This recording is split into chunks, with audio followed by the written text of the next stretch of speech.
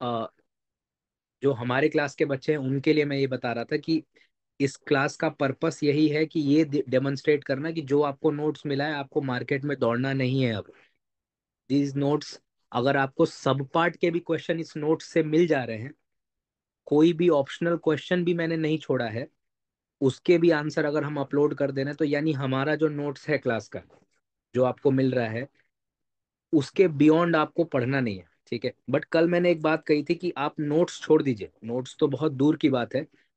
जो दो इसके मेजर बुक्स हैं, that is Y Masih and C D Sharma, जो कि दो अच्छी किताबें हैं, उसमें से आप एक अच्छा सेंटेंस ढूंढ के लाइएगा। मीनिंगफुल सेंटेंस है, वेरी वेल आर्टिकुलेटेड सेंटेंस है, और आपके नोट्स में ये सेंटेंस नहीं है। I told you that I will refund your fee only on this question. तो बहुत दूर की बात है कि आपके नोट्स से क्वेश्चन नहीं आए, वो तो भूल जाइए। आप सिर्फ एक ऐसा सेंटेंस लेके आइएगा वाई मसी या सी डी शर्मा से कि जो कि बहुत मीनिंगफुल होगा और हमारे नोट्स में नहीं है। Reason being, once again, these things I am not, for 1 second please do not think that I am trying to boast or something. I just want that you get the right notes, you write philosophy answers। और philosophy का एक जो myth बना हुआ है कि philosophy optional में marks नहीं आते, philosophy is not a good, all those things should be eradicated. और दूसरा, इधर इस आईएएस का, उस आईएएस का, इस इंस्टीट्यूट का, उस इंस्टीट्यूट का नोट्स, यहाँ का वेस्टर्न, वहाँ का इंडियन, कुछ नहीं करना है। यहाँ से जो नोट्स मिल रहा है, that is the end all and be all for your paper next year. और ये आज से नहीं, 2021 जब से मैंने ये चीज प्रोसेस चालू किया, वेयर जैसे पेपर आता है उसके 3-4 घंटे के अंदर मैं अपना सोल्यूशन सारा दे देता हूँ, full solution, not half solution, not explanations, the entire solution. तो अगर 2-3 साल में एक भी सवाल मैंने नहीं छोड़ा है, तो इसका मतलब है कि आपको भी कॉन्फिडेंस हो जाना चाहिए कि हाँ भाई यहीं से सवाल आ रहे हैं। ठीक है, having said that, let us move to our discussion on Indian philosophy. कल वेस्टर्न कर चुके थे हम। Question 5A, do you think Charvaka's philosophy is positivistic in nature, give reasons and justification. Simple question है, डिफिकल्ट क्वेश्चन है? सिर्फ इस word से थोड़ी सी प्रॉब्लम हो रही है ना। अगर इस वर्ड के आगे मैं ये जोड़ दूं तो ये क्वेश्चन आसान हो जाएगा कि नहीं? यस। जी सर। सो लॉजिकल पॉजिटिविस्ट भी मेटाफिजिक्स को एलिमिनेट करने के लिए अपने एपिस्टेमोलॉजी में क्या करते हैं? They develop a verification principle. ये वेरिफिकेशन प्रिंसिपल क्या ऐसा डिजाइन नहीं है so that they can eliminate metaphysics? Yes, only that statement is meaningful. क्या कहते हैं logical positivist, Shaivya? which is justified by yes sir. experience. हाँ नहीं, ये एग्जैक्ट स्टेटमेंट नहीं है। Only that statement is meaningful which is either analytical, Yes, yes. हाँ, विच is either Or analytic और or और इम्पेरिकली वेरिफिएबल। हाँ, मतलब yes. हम वो लिखें जो एग्जैक्टली exactly एयर ने दिया है। ठीक है, तो आप जो बात कह रहे हैं वो करेक्ट है, बट विच इज इधर एनालिटिक और empirically sir, verifiable. Language truth and logic AJ एयरटेल की अ, मतलब वेरिफिकेशन थ्योरी का मीनिंग यही है, जो अनुभव के द्वारा प्रमाणित हो जाए जो चीजें। अनुभव के द्वारा प्रमाणित नहीं है, अनुभव के तक पहुंचने के लिए एनालिटिक और सिंथेटिक का वो डिस्टिंक्शन बनाते हैं। यस, वेरिफिकेशन थ्योरी का वो एक बैकग्राउंड बनाते हैं। They make a distinction between analytic and synthetic. ठीक यस है, सर। जी जी जी। तो एनालिटिक और सिंथेटिक का वो डिस्टिंक्शन बनाते हैं। ये जो यस। सिंथेटिक स्टेटमेंट है ये अनुभव या एक्सपीरियंस पे बेस्ड होता है। ठीक है, सिंथेटिक स्टेटमेंट की ट्रूथ या फॉल्सिटी, उसकी उसका जो चेक है आप करते हैं बेस्ड ऑन इम्पेरिकल, या जो जिसको कि आप हिंदी में कह रहे हैं अनुभव के उस पे। ठीक है, तो वेरिफिकेशन प्रिंसिपल का ये बैकग्राउंड बनाते हैं, उसमें हमको नहीं जाना है। वेरिफिकेशन प्रिंसिपल क्यों बनाते हैं ये लोग? ताकि ये मेटाफिजिक्स को एलिमिनेट कर सके। दूसरी तरफ चारवाक भी अपने एपिस्टेमोलॉजी में क्या कहते हैं? Perception is the yes, only प्रमाण। नॉलेज। Yes sir. हाँ, और ये क्यों देते हैं? ताकि ये क्या कर सके, मेटाफिजिकल एंटिटीज को रिजेक्शन कर सके उसका। रिजेक्ट कर सके। अब ये क्वेश्चन आसान हो गया या नहीं? Suddenly this question has become very easy. बस ये पॉजिटिविस्टिक की वजह से क्या है कि बच्चों को थोड़ा सा डर लग रहा है, लेकिन जब मैंने अभी वेरिफिकेशन प्रिंसिपल आप लोगों को पढ़ाया था, I think Vikram asked this question कि सर ये तो ऐसा डिजाइन ही कर रहे हैं कि मेटाफिजिक्स को एलिमिनेट कर सके, तो तब मैंने आपको यही बात बताई थी कि ये वही चारवाक वाले लोग हैं कि एपिस्टेमोलॉजी अपनी ऐसी डिजाइन ही करते हैं कि मेटाफिजिक्स में इसका मदद करके मेटाफिजिक्स को एलिमिनेट कर पाए। ओके, सो इसका आंसर भी देख लीजिए। The aim of Charvaka's epistemological inquiry is to reject any transcendental entity in their metaphysics.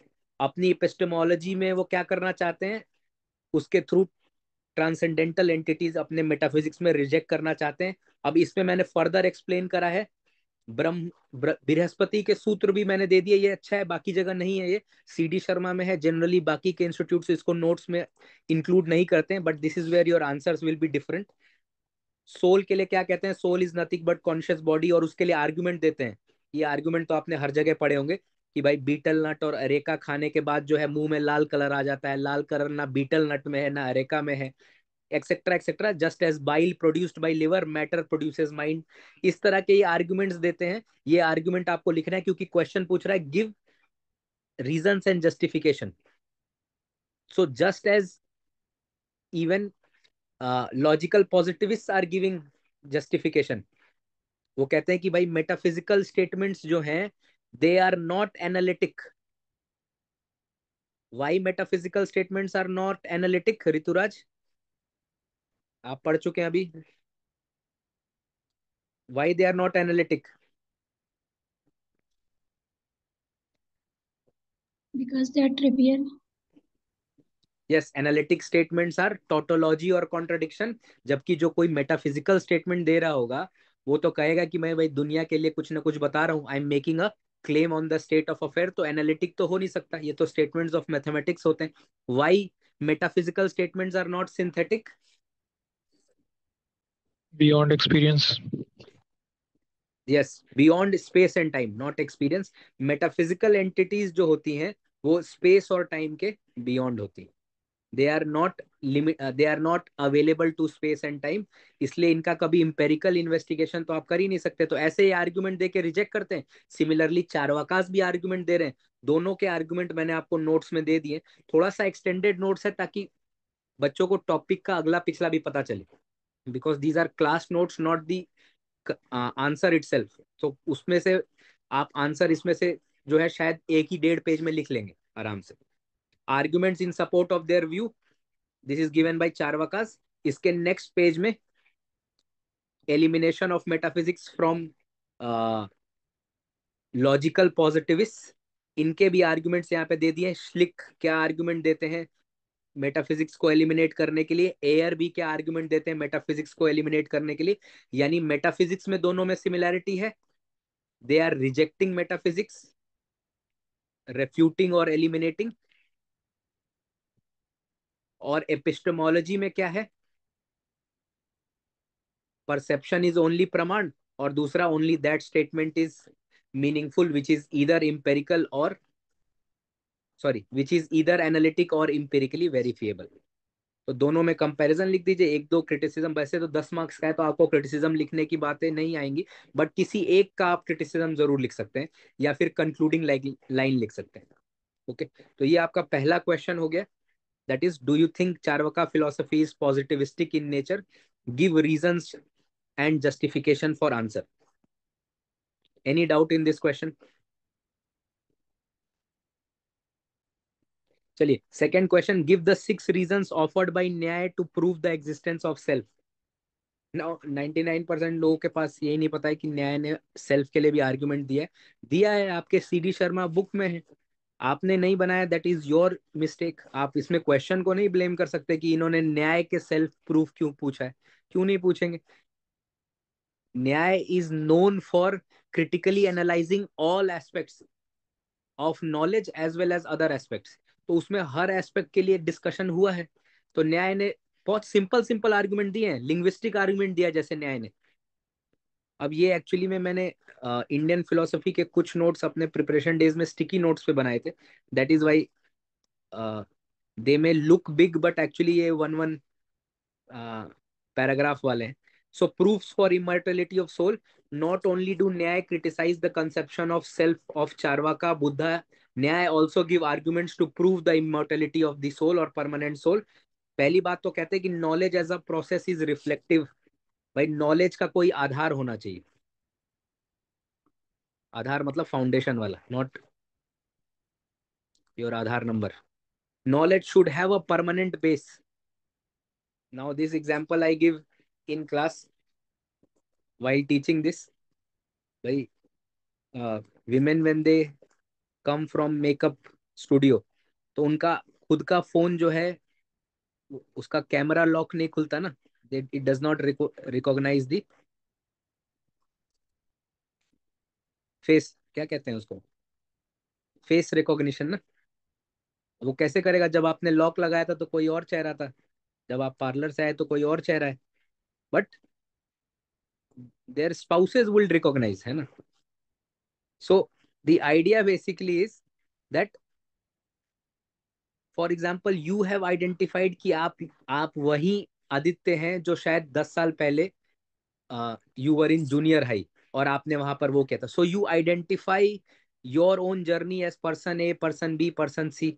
You identify having knowledge inside you, plus necessary knowledge होने के लिए कोई ना कोई बेसिस होना चाहिए, कहीं ना कहीं वो उसका आधार होना चाहिए। तो ये भी वही बात कहते हैं कि नॉलेज जो है रिफ्लेक्शन और थिंकिंग पे है, और ये रिक्वायर करता है परमानेंट सेल्फ।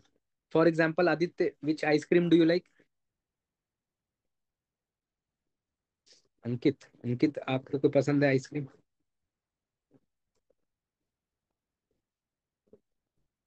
The cone होगा यार। ice cream. हाँ, which ice cream? The cone ice cream. कौन ice cream? Now how do you remember, क्योंकि आपने पास्ट में कभी आइसक्रीम खाया था and you had good experience of that, right? So who is Yes, sir. Remembering this? हाँ, who is remembering this, यही second point में लिखा है। That we have desire, aversion, feeling of pleasure, pain, no one can doubt. To desire something is to obtain it as something pleasurable, but before we have obtained it we cannot get pleasure from it। तो यानी हमको past में कुछ ना कुछ याद है कि मैंने उस दिन आइसक्रीम खाया था, मुझे अच्छा लगा था। सो who is remembering this? That is the permanent self. और ये मैं नहीं कह रहा हूं, ये न्याय कह रहे हैं। That is the second proof.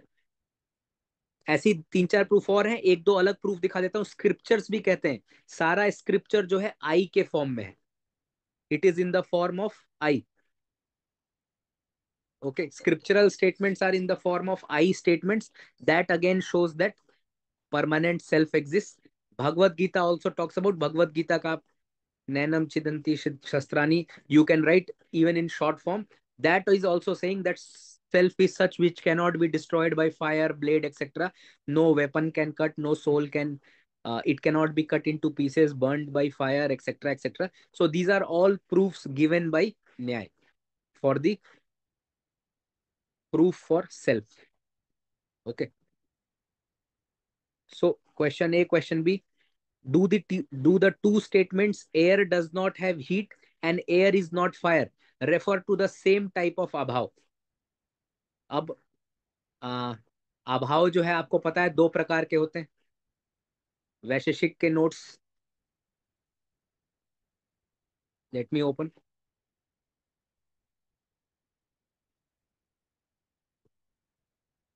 और देखिए कुछ हमारे नोट्स में ना you will find very meaningful conclusions.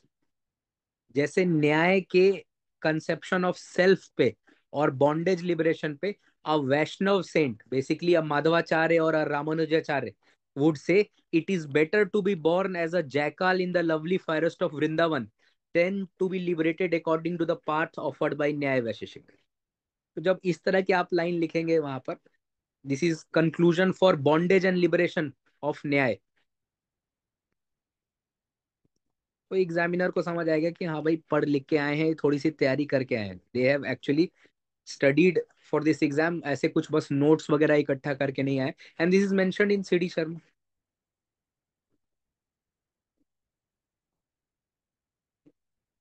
Okay, अब वैशेषिक में अभाव पे क्वेश्चन है। So one of the categories mentioned, 6 category भाव के हैं, एक कैटेगरी अभाव का है। और क्वेश्चन पूछा है कि 2 स्टेटमेंट दिए हुए हैं।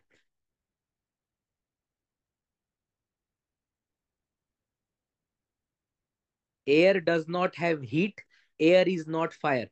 सो एस, एक में लिखा है एस इज नॉट पी, और सेकंड में लिखा है S does not have P. तो देख लीजिए दोनों कौन से अभाव की डिस्कशन करते हैं यहाँ पे। तो अभाव 2 तरीके के होते हैं, संसर्ग भाव और अनन्य भाव। अनन्य भाव को कहते हैं S is not in P. For example, air is not in heat and S is not P, air is not fire. यही दोनों स्टेटमेंट दिए हुए थे।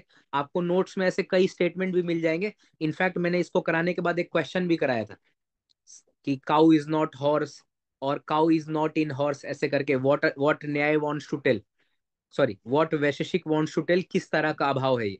तो एक संसर्ग भाव है, एक अनन्य भाव है।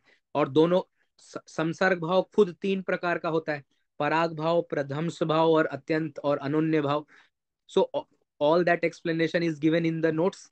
यही लिखना था आपको उस क्वेश्चन में, संसर्ग भाव और अनन्य भाव के बीच में डिफरेंस, और संसर्ग भाव के भी टाइप्स आपको लिख देने थे, और इसका इम्प्लीकेशन क्या है इनकी फिलोसफी में, संसर्ग भाव से वो क्या प्रूव करना चाहते हैं, ये भी आपको जरूर लिखना है। Okay, that is all mentioned. एक बार आप नोट्स देख लीजिएगा, ये वेबसाइट पे भी अपलोडेड है और टेलीग्राम चैनल पे भी अपलोडेड है। ये सोल्यूशन जो मैं आपको इसमें पीडीएफ दिखा रहा हूँ, that I have already shared और the team has shared yesterday, plus you can also see it on our website. वहां से भी आप डाउनलोड कर सकते हैं, वहां से डाउनलोड करना थोड़ा इजी भी। सो air does not have heat, S is not in P, air is not fire, S is not P. One is संसर्ग भाव, the other is अनन्य भाव। इनके बीच में क्या डिफरेंस है, दोनों को डिस्कस कर लीजिए। और इसमें मैंने फर्दर आपको थोड़ा बहुत नोट्स दे दिया, क्योंकि आपको उसमें और लिखना था। You will write what other schools are talking about अभाव।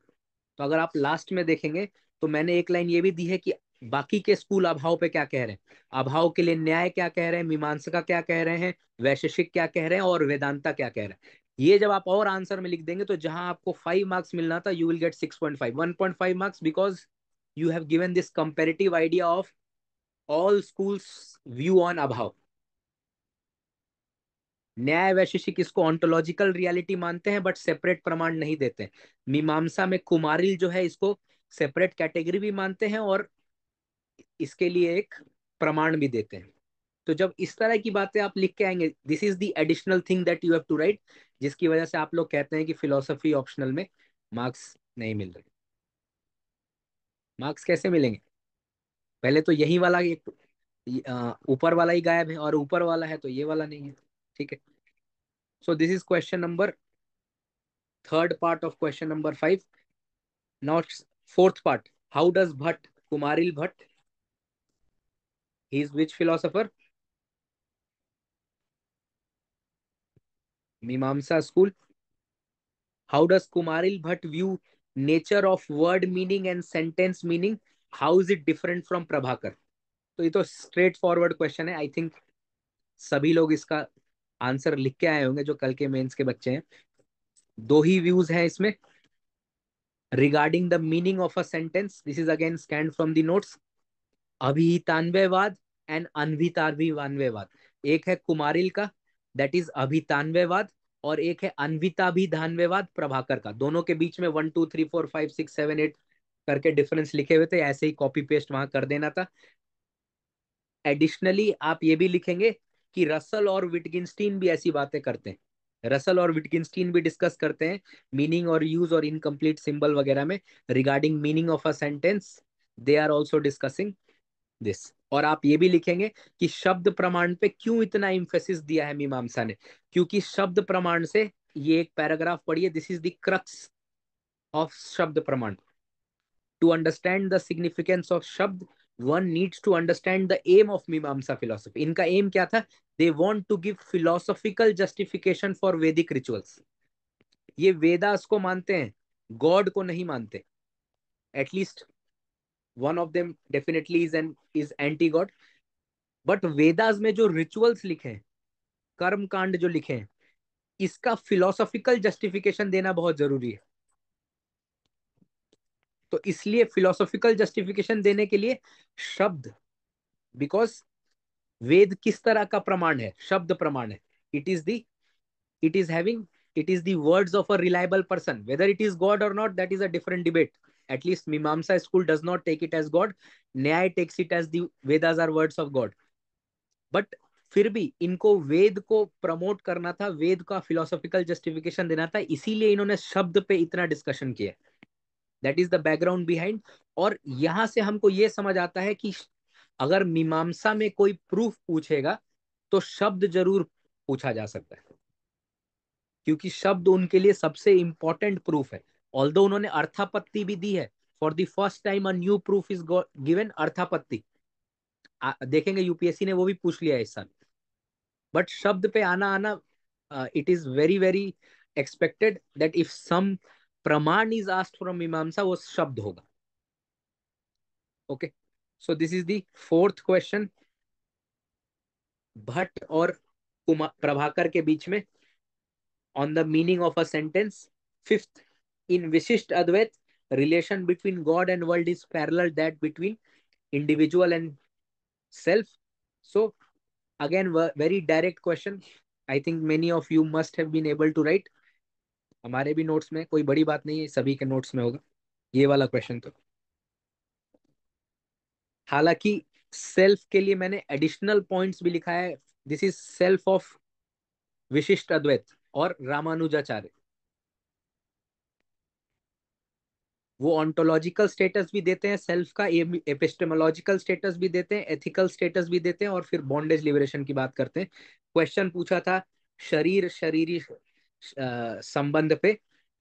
Question is asked that the relation between self and God is same as body and soul. यानी self is the body of God, God is the soul of the self. Soul is the body, God is its soul. तो ये यही कह रहे हैं कि self और God का रिलेशन वैसा ही है जैसा सेल्फ और बॉडी का रिलेशन है, उसी के बीच में पैरेलल से इन्होंने एक्सप्लेन किया है। That is what we have discussed in the notes, what are the features of Ramanujacharya soul. और बाद में हमने क्रिटिसिज्म भी लिखा है कि भाई आपका सही नहीं है, ये जो आपने पैरेलल बनाया है that is not correct. That also I have given in the notes. पर कंक्लूजन में हमेशा we are very appreciative of Ramanujacharya. He is of an equal status as Shankaracharya. Only thing is Shankaracharya, अब जैसे वो हो गया ना कि एक तेंदुलकर हो गए और एक राहुल द्रविड़ हो गए, तो Dravid in itself is a phenomena, legend etcetera, but because there was Tendulkar, so तो इसीलिए डॉक्टर एस राधा कृष्णन के कोट से आप हमेशा एंड करेंगे आंसर्स ऑन रामानुजाचार्य। आप क्या लिखेंगे? Ramanujacharya failed not because of personal incapacity. ऐसा नहीं था कि वो इतने बड़े फिलोसोफर नहीं थे, he is a genius in his own right, but the shear impossibility of the task, जो उन्होंने टास्क लिया है वो इम्पॉसिबल टास्क था। ठीक है, एब्सोल्यूटिज्म ऑफ गॉड, ब्रह्मांड का एब्सोल्यूटिज्म, अगर आप थीइज्म से जोड़ना चाहेंगे, वैष्णविज्म से जोड़ना चाहेंगे, तो ये दोनों इम्पॉसिबल था करना, और इन्होंने प्रयास किया है, इसकी हमको सराहना करनी चाहिए। It is to be said in all fairness that no one could have done better. जब ऐसा आप लिखेंगे रामानुजाचार्य के बारे में, तो एग्जामिनर को समझ आएगा कि नहीं भाई, you know what you are talking about. Okay, so this is the fifth part. Section 1 के पांचों पार्ट मैंने डिस्कस कर लिए। इसमें किसी को कोई doubt? I am giving 30 seconds.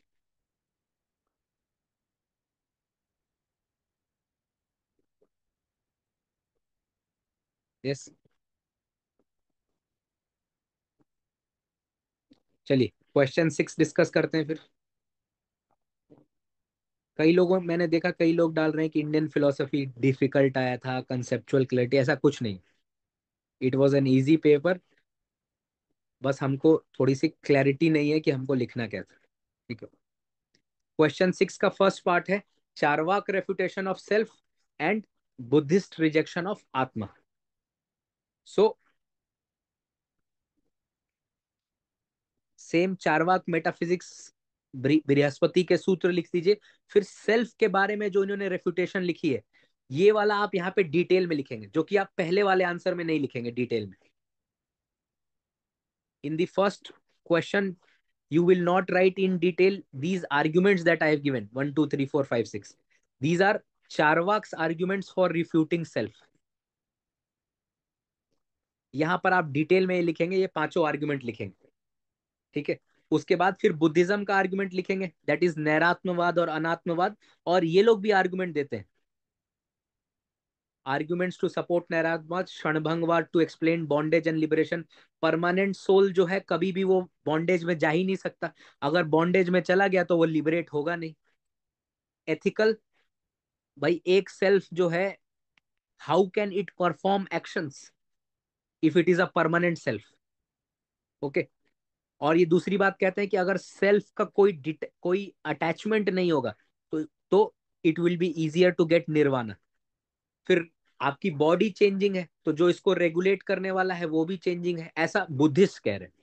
So these are the arguments they are giving to reject self. This is the Buddhist arguments for rejection of self. दो पार्ट पूछे थे, चारवाक का आर्ग्यूमेंट रिजेक्ट करने के लिए सेल्फ और बुद्धिज्म का आर्ग्यूमेंट रिजेक्ट करने के लिए, और दोनों को हम क्रिटिसाइज करेंगे। भाई आप दोनों सही नहीं कह रहे, और आप शंकराचार्य का क्रिटिसिज्म लिखेंगे, दैट इज कर्ता प्रनाशा एंड अकर्ता भयोगामा। इस दोनों पे यूपीएससी ने एक बार सवाल पूछ लिया, ये जरूर आप लिखेंगे इन क्रिटिसिज्म। ओके, एक और इजी क्रिटिसिज्म है कि अगर परमानेंट सेल्फ नहीं होगा तो नॉलेज का कोई बेसिस नहीं रहेगा, memory, perception, recognition all becomes impossible. तो ये दो क्रिटिसिज्म लिख के कंक्लूजन आप लिख देंगे। और देखिए हर जगह मैंने कंक्लूजन दिया है आपको, in every answer I have even given you the conclusion and this is from my notes. ऐसा नहीं है कि मैं कुछ इस क्लास के लिए अलग लिख के लाया हूँ, this is from the notes. Explosion of mind and matter by Sarvastivadin school is corrected by the admission of relative reality of both by the Mahayana school. So Mahayana school will accept Bodhi or Pragna. They will be correcting the mistake made by the Sarvastivadin school or the Heenyan school. That you will write in the conclusion. So this is question 6, part A. Question 6, part B, again on Buddhism. How did two schools of Buddhism arrive at two opposite conclusion? Everything is void, everything is real. पहले तो आप void word को explain करेंगे, void does not mean emptiness, it is devoid। ठीक है, शून्यता का मतलब आप समझाएंगे। और everything is real from the doctrine of प्रतीत्य समुत्पाद। अब पहली बात तो ये मुझे बताइए कि क्यों पूछा है दो स्कूल्स के बारे में on doctrine of pratitya samutpada? Can anybody tell me? So because both the schools have accepted this theory of Pratityasamutpad and derived their own conclusion on the basis of. No, your explanation is fine, but our syllabus is on प्रतीत्य समुत्पाद और schools of Buddhism। Say schools of Buddhism. हाँ, तो हमको पढ़ना ही है what is Hinayana school और Sarvastivadin saying on Pratitya Samutpada, what they are saying on who has given Kshanabhangavada, what is the argument given by Kshanabhangavada. Pratitya Sarvastivadin के कौन से दो क्लासिफिकेशंस हैं। उसके बाद महायान स्कूल में आलय विज्ञान किसने दिया है, योगाचार स्कूल क्या कह रहा है, एंड अल्टीमेटली माध्यमिका शून्यवाद वो क्या कह रहा है प्रतीत्य समुत्पाद पे, सोल पे, सभी पे। So basically we do not have to study Buddhist philosophy as given by Buddha, वो तो पता ही नहीं है। हमको पढ़ना क्या है, what is the interpretation given by various schools। और आप लोग सिलेबस जाके देख लीजिएगा एक बार, उसमें लिखा हुआ है बुद्धिज्म टॉपिक पे schools of Buddhism। So that is why question whenever it is asked, it is about the school's interpretation on various basic doctrines of Buddha। ठीक है, तो अब दोनों स्कूल्स क्यों अलग अलग ये बातें कह रहे हैं, अब ये नोट्स में मिलना थोड़ा सा मुश्किल है, बट फिर भी है। प्रतीत समुत्पाद का जनरल नोट्स एक मैंने दे दिया कि क्या मीनिंग होता है प्रतीत समुत्पाद का, इसमें से 2-3 लाइनें आप लिखेंगे उसमें, and then you will move to, this is also part of our notes, दोनों स्कूल्स का क्लासिफिकेशन, हीनयान और महायान। हीनयान किस पे रिलाई करते हैं? बुद्धा के वर्ड्स पे, आत्मदीपो भव, and when Buddha's last words, and now brethren I take my leave of you, all the constituents are transitory, work out your salvation। तो ये जो बुद्धा के शब्द थे ट्रांजिटरी, इसको इन्होंने reduction ad एब्सर्डन,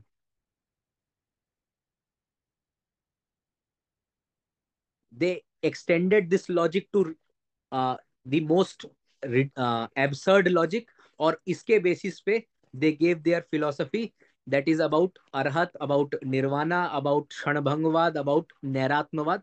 Mahayan school, they were inspired by the long life and teaching of Buddha, inspired by the words of Buddha that he has profound experience far beyond which is comprehended by the wise and not grasped by mere logic। तो इसलिए इन्होंने अपने उसमें Bodhisattva and nirvana is universalise और बाकी के भी metaphysics और एपिस्टेमोलॉजी में इन्होंने क्या अलग अलग बातें बोली वो आपको नोट्स में दे दिया है, ठीक है। और इसमें आप आंसर को एंड करेंगे by the comment of Mrs Rhys Davids, she says the Shakyan mission, Buddha is known as Shakya, the Shakyan mission was not out to destroy but to fulfill। So Heenyan school is wrong, Heenyan therefore does not represent the real teachings of Buddha, as Mrs. Rai Davis says, the verbal superstructure, the formulas often being held up to as what Buddha taught, they are not what Buddha taught। ऐसे करके आप conclude कर दें। Okay, so explain both the schools views, why they are different, because both took different parts of Buddha's words and then gave their epistemology and metaphysics, and conclude by Mrs. Rai David's word कि भाई Shakyan mission was not out to destroy but to fulfill। ठीक है, अभी तक difficult लग रहा है क्या इंडियन फिलोसफी? कल से जो एक माहौल लोगों ने बना रखा था कि इंडियन फिलोसफी डिफिकल्ट आया था, है क्या डिफिकल्ट? बताइए। Till the time I catch my breath, is it difficult? Shaivya, Tarun, Rituraj, Pragyan, अभी तो ये बच्चे जिन्होंने इंडियन फिलोसफी अभी देखा नहीं।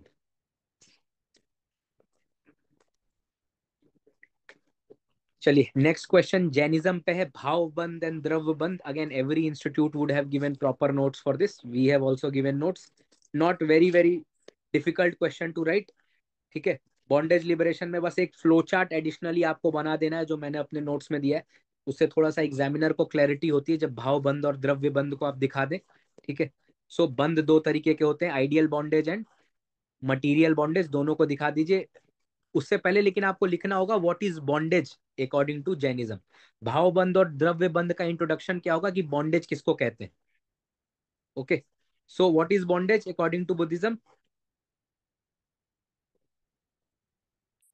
नए बच्चे तो नहीं बता पाएंगे जो अभी कंटेम्पररी वाले हैं, बट एनीबडी नोस?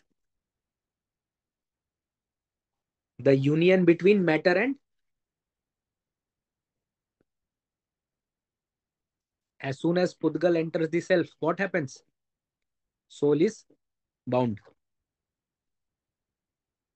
ओके, तो ये बात आपको लिखनी है कि बॉन्डेज किसको कहते हैं, फिर द स्टेजेस ऑफ बॉन्डेज, और लिबरेशन के बारे में भी 2 लाइन जरूर लिखिएगा। ऐसा नहीं है कि इस क्वेश्चन ने सिर्फ बॉन्डेज पूछा है, इसमें यही ट्रिक था, बॉन्डेज जब भी पूछा जाता है और अगर 15 या 20 मार्क्स में है तो लिबरेशन और पाथ जरूर मेंशन करते हैं। Okay, so what is the path given by Buddhism, sorry Jainism? Yes, right faith, right conduct and right knowledge। Knowledge, जो त्रिरत्नाज हैं इनके, ठीक है। उससे आप आंसर दे, इसीलिए देखिए मैंने लिबरेशन भी इस आंसर में स्कैन किया है। If bondage is the union of soul with body, liberation means separation of matter from the soul. If bondage is due to ignorance, liberation will be due to right knowledge. ये right knowledge आपको कैसे मिलेगा? Based on the Triratnas. Okay, but conclusion में आप इनको definitely criticise करेंगे। Jaina school you will criticise, in some aspects of Jaina school, Anekantavada को आप अप्रिशिएट करेंगे, बट इनका मेटाफिजिक्स में बॉन्डेज लिबरेशन सेल्फ के का जो नोशन है वो थोड़ा ठीक नहीं। So that we will definitely be criticising, और अब वो हम नहीं कर रहे हैं, these are words of doctor S Radhakrishnan. हम कौन होते हैं इनको क्रिटिसाइज करने वाले?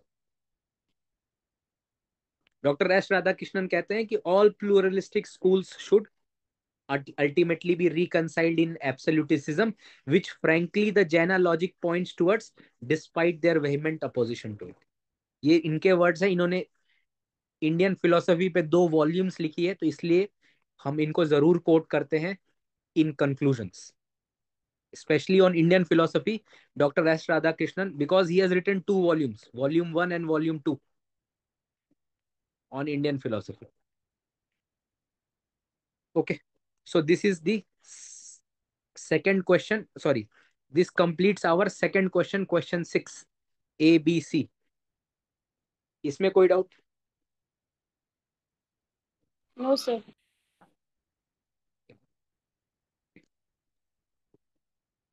So let us do now question number 7. Present an account of evolution of Prakriti as propounded in Sankhya Karika. In this context, also difference between Buddhi, Mahat and Ahankar. अब इसमें कई लोगों ने गलती क्या करी है? They have given proofs given by ईश्वर कृष्णा. क्या हम लिखेंगे क्या ईश्वर कृष्णा के प्रूफ्स इसमें?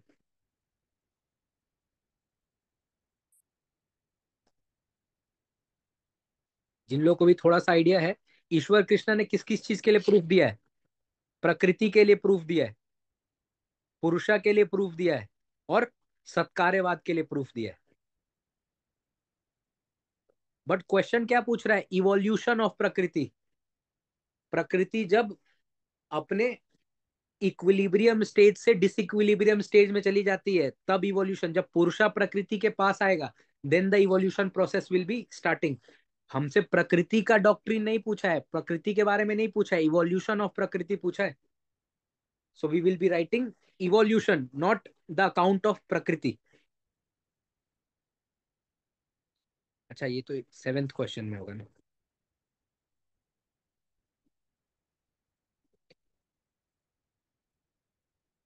सो प्रकृति के बारे में मैंने एक जनरल इंट्रोडक्शन आपको दे दिया, इसमें से कोई भी लाइन आप एक इंट्रोडक्शन में यूज कर सकते हैं, ठीक है।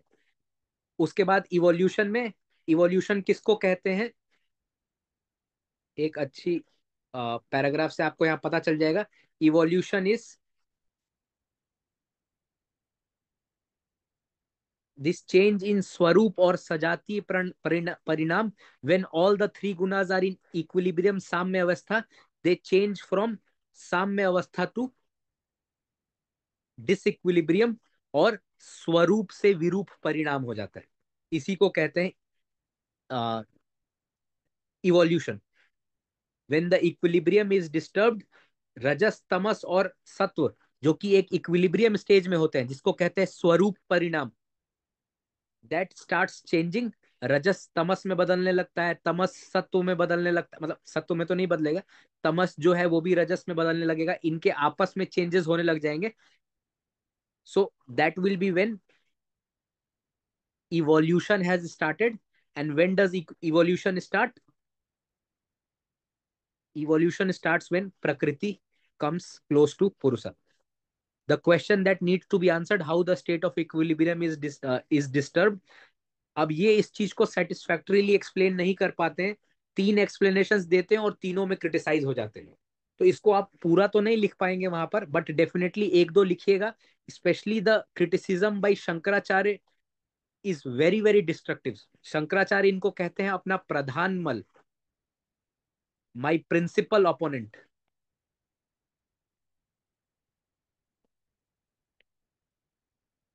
और इसलिए आदि शंकराचार्य इनको क्रिटिसाइज करते हैं, और आदि शंकराचार्य का क्रिटिसिज्म इनके इवोल्यूशन को डिस्ट्रॉय कर देता है। ओके, अब सेकंड पार्ट पूछा है कि भाई महत के बारे में बताइए, अहंकार के बारे में बताइए, और बुद्धि मनस के बारे में बताइए।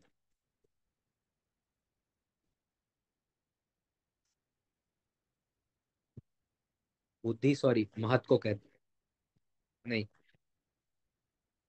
क्वेश्चन में क्या पूछा था?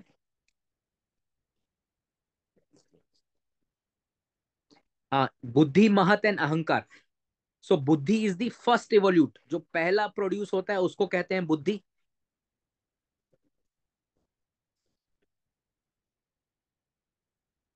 दिस इज बुद्धि। अहंकार और ईगो, एंड मनस और माइंड। इन्हीं तीनों के बारे में पूछा है।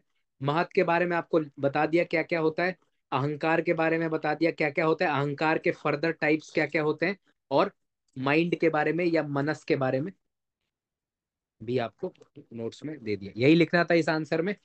These are the first three evolutes. Buddhi, और बुद्धि को ही महत कहते हैं, बुद्धि, अहंकार और मनस, ये फर्स्ट थ्री इवोल्यूट्स हैं। इसी पे इन्होंने सवाल पूछ दिया था। Okay,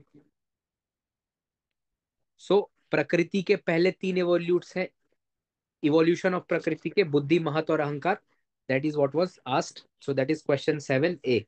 question 7B, as long as there are changes and modifications in chitta, the self reflects therein and in the absence of discriminative knowledge identifies itself with it। यानी चित्त वृत्ति होगा तो सेल्फ जो है बॉन्डेज में चला जाएगा। Present N appraisal of yoga in light of the very very state simple question. एक तरह से योगा फिलोसफी के 3-4 पेज के नोट्स जो आपने बनाए होंगे वही इसमें लिखना था। You have to write chitta वृत्ति एंड चित्त वृत्ति निरोध। दैट इज चेंज इन चित्ता इज कॉल्ड चित्त वृत्ति, और ये इसको रोकने को कहते हैं चित्त वृत्ति निरोध। देख लीजिए, ये नोट्स में लिखा हुआ है, when chitta gets related to any object it assumes the form of that object, this is called vritti और मॉडिफिकेशन। इसका पर्पस क्या है? पुरुषा रिफ्लेक्टेड इन चित्ता wrongly identifies itself and becomes bound. यही सवाल पूछा था क्वेश्चन पेपर। तो आपको चित्ता लिखना था and its vrittis, and you had to write chitta vritti निरोध। तो चित्त वृत्ति 5 तरीके की होती है: राइट कॉग्निशन, रॉन्ग कॉग्निशन, विपर्य, प्रमाण, विकल्प, निद्रा और स्मृति। उसके बाद क्लेशास भी मैंने दे दिया, बट यहाँ पर बहुत ज्यादा स्कोप नहीं है क्लेशास लिखने के लिए। और अष्टांग योग का आप डेफिनेटली जिक्र करेंगे क्योंकि इसी से चित्त वृत्ति निरोध होगा, और सिसेशन ऑफ मॉडिफिकेशन। चित्ता में वृत्ति तभी रुकेगी जब आप अष्टांग योग करेंगे। उसके आपको पता है यम, नियम, आसन, प्राणायाम, प्रत्याहार, ध्यान धारण, समाधि। समाधि is the highest stage after which you will be liberated. You will stop identifying yourself with chitta. इसके लिए मैं क्लास में एक गालिब का शेर बताता हूँ कि गालिब ताउम्र यही गलती करता रहा, आईना चेहरा मैला था और आईना साफ करता रहा। So this is what is the issue in yoga. अब अब दूसरा श्री अरविंदो पे पूछा है, our yoga is double movement of ascent and descent. Ascent is evolution, descent is involution. तो डिस्कस कीजिए अरविंदो का in context of integral yoga. तो नोट्स में इंटीग्रल योगा अरविंदो के है। First and foremost why it is called integral yoga, उसके बारे में आपको बता दिया नोट्स में। योगा क्यों कहते हैं ये भी बता दिया। उसके बाद इन्वोल्यूशन क्या होता है, involution is ascent and second part is evolution, that is descent. एक एसेंट है एक डिसेंट है। One where the matter is trying to go to the highest reality, okay, that is ascent और इवोल्यूशन। और when the highest reality, इसको कहते हैं evolution. Science में आप पढ़ते हैं ना इवोल्यूशन थ्योरी डार्विन का। तो मैटर जो है it is trying to become something more than what it is, called evolution. और उसके बाद व्हेन द हाईएस्ट रियलिटी लीला करके वो वर्ल्ड में आके पार्टिसिपेट कर रही, इसीलिए इसको कहते हैं डिसेंट ऑफ द डिवाइन, इसको कहते हैं इन्वोल्यूशन। दोनों के में थोड़ी थोड़ी बातें mind, life, matter, psyche, super mind सभी के बारे में थोड़ा थोड़ा बता दीजिए। और that would conclude this seventh answer about the ascent and descent given in integral yoga of Sri Aurobindo. Okay, so that completes the 7th question. Now, eighth, last. How do I know that I know? Answer this question with reference to Naiyayikas, the Bhatta Mimamsakas and Prabhakaras. मुझे ये ज्ञान कैसे होता है कि मैं जानता हूं? Basically, it is about validity of knowledge.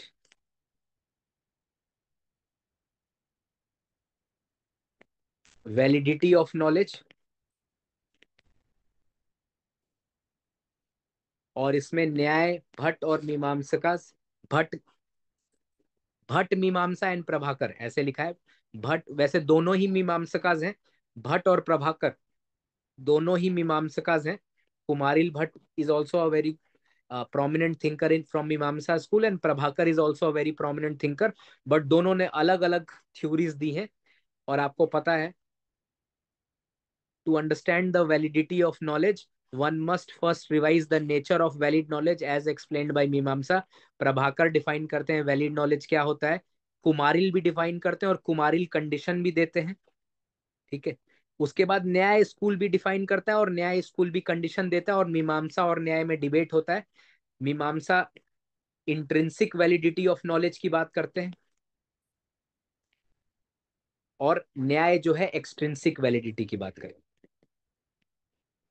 स्वतः प्रमाण्यवाद एंड परतः अप्रमाण्यवाद, और ये है परतः प्रमाण्यवाद एंड परतः अप्रमाण्यवाद. दैट इज एक्सट्रिंसिक इनवैलिडिटी परतः प्रमाण्यवाद एंड एक्सट्रिंसिक इनवैलिडिटी परतः अप्रमाण्यवाद. इन दोनों के बीच में डिबेट है. क्रिटिसिज्म भी करते हैं मीमांसा न्याय की. और कंक्लूजन में आप लिखेंगे कि कौन सा बेटर है, तो मीमांसा school is better. Intrinsic validity of knowledge is more logical. Truth is normal, error is abnormal, belief is natural, disbelief is exception. Okay, so you will write this conclusion कि मीमांसा स्कूल इज बेटर. मीमांसा school मतलब दो लोग इनके, प्रभाकर और कुमारिल. कुमारिल का पूरा नाम कुमारिल भट्ट है. ठीक है. So that is the first question. How do I know that I know? Answer this question with reference to न्यायिकास, Bhatt, मीमांसकास and Prabhakar. A candidate who is never seen to be studying during the daytime secures a high position in competitive exam. How would the Bhatt Mimamsakas and Nyayikas explain? अब देखिए, मैं बार बार philosophy पढ़ाते समय आपको कहता हूँ कि ये डिफिकल्टी करने के लिए सिर्फ स्टेटमेंट दे रहे हैं. Instead of asking directly arthapatti as a pramana, ये क्या कर रहे हैं, स्टेटमेंट दे रहे हैं. अर्थापत्ति किसको कहते हैं? दो ऐसे स्टेटमेंट जो आपको आंख से दिख रहे हैं. Two perceived fact.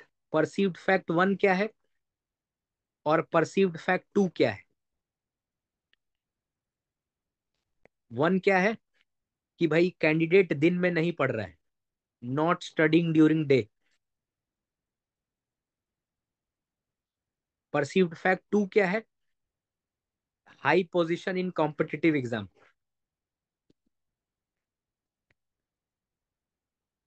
अब या तो पेपर लीक करा लिया होगा इसने, वो आज के जमाने में होता है, न्याय वगैरह के समय ऐसा नहीं होता था.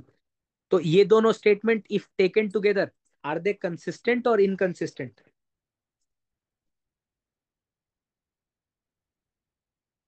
Yes.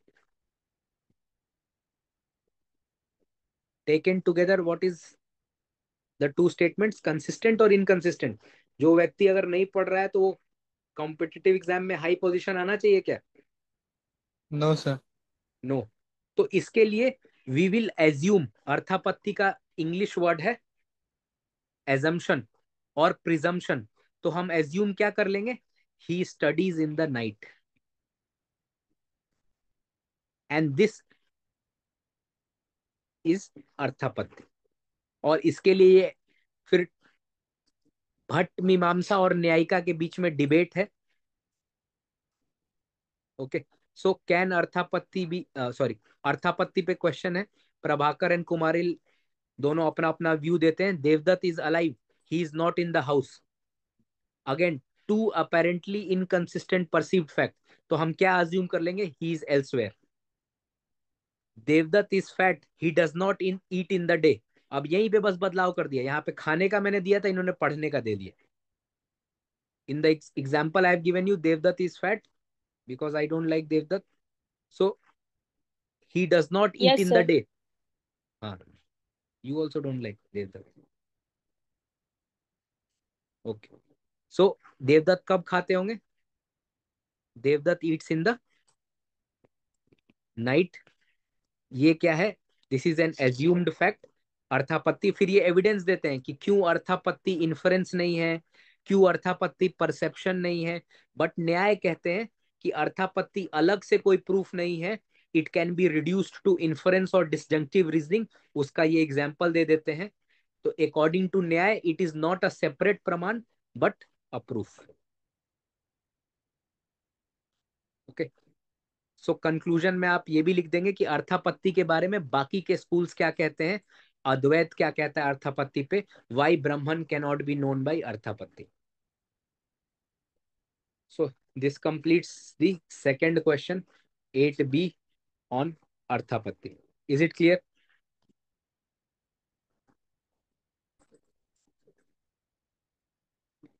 Okay. 8C, on what grounds do Prabhakar and Nyayikas reject memory as a source of knowledge? ये repeated question है, PYQ का question है कि why they have rejected memory as a source of knowledge.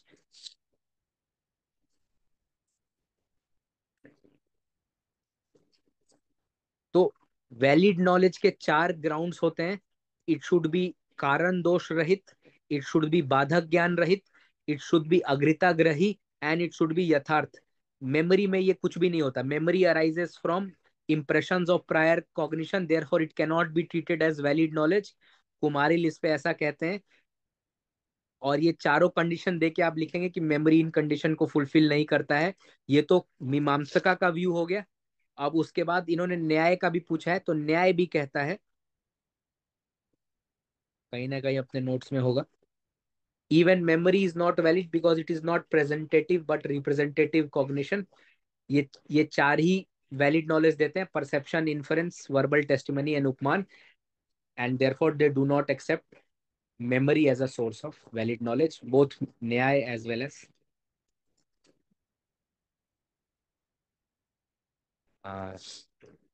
Prabhakar. So this completes the discussion of all the questions. Now 5 minutes for doubts, then we will complete the session. From this Sunday we will be starting a batch for NEEP PYQ writing. We will write PYQs for all the philosophers topic wise, starting from contemporary philosophy. Okay. So is there any doubt with respect to any question? Yes, sir, clear. Okay, so we will conclude the session. Thank you for giving your time. Okay, do read the answers given in the form of notes. अगर कोई doubt आए तो आप पूछ लीजिएगा channel पे. Okay, thank you for your time and patience. Sir, हाँ बोलिए. sir, is there any course on IS Academia regarding this mentorship or something like this?